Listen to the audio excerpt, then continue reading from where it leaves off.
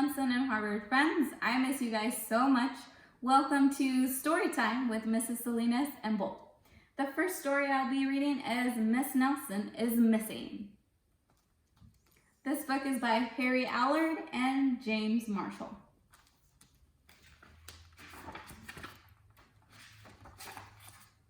The kids in room 207 were misbehaving again. Spitballs stuck to the ceiling, paper planes whizzed through the air. They were the worst behaved class in the whole school.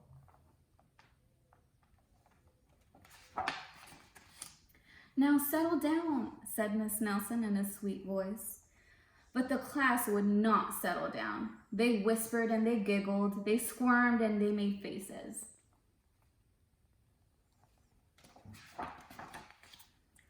They were even rude during story hour. And they always refused to do their lessons.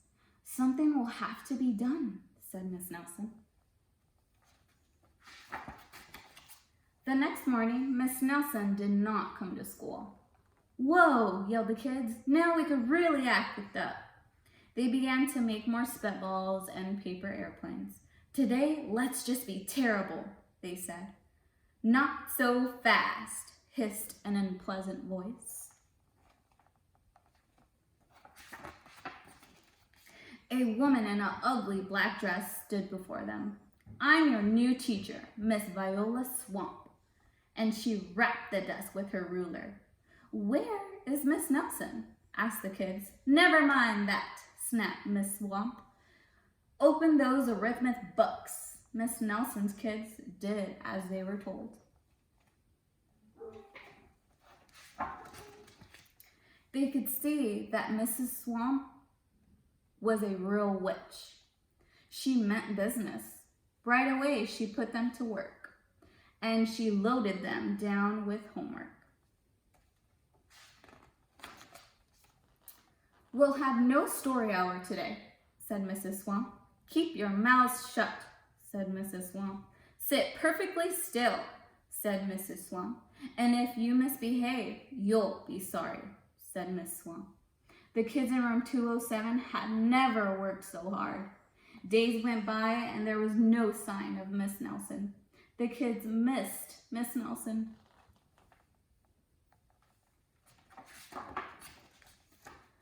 "Maybe we should try to find her," they said. Some of them went to the police. Detective McSmog was assigned to the case. He listened to their story. He scratched his chin. He said, "I think Miss Nelson is missing." Detective McSmog would not be much help. Other kids went to Miss Nelson's house. The shades were tightly drawn, and no one answered the door.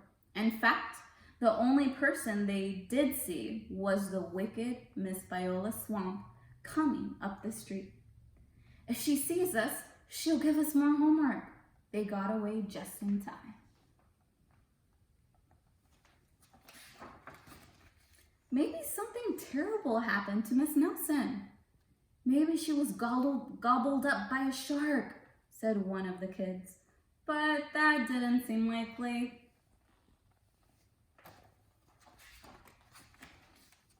"Maybe Miss Nelson went to Mars," said another kid. But that didn't seem likely either.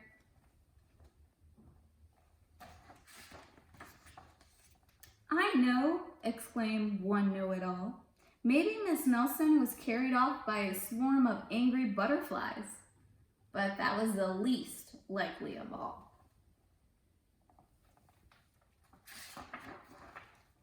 The kids in room 207 became very discouraged. It seemed like Miss Nelson was never coming back, and they would be stuck with Miss Viola Swamp forever. They heard footsteps in the hall. "Here comes the witch," they whispered.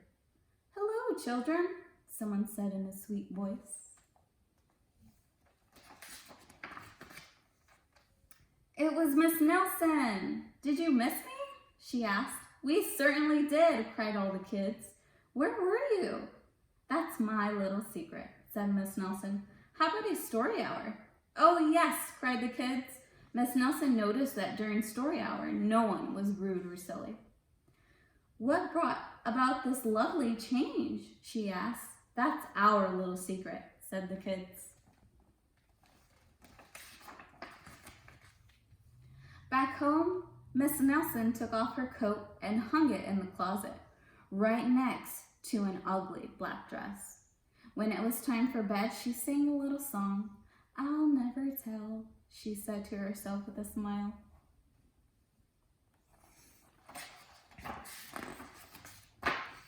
P.S. Detective McSmog is working on a new case. He is now looking for Miss Viola Swamp. The end, friends.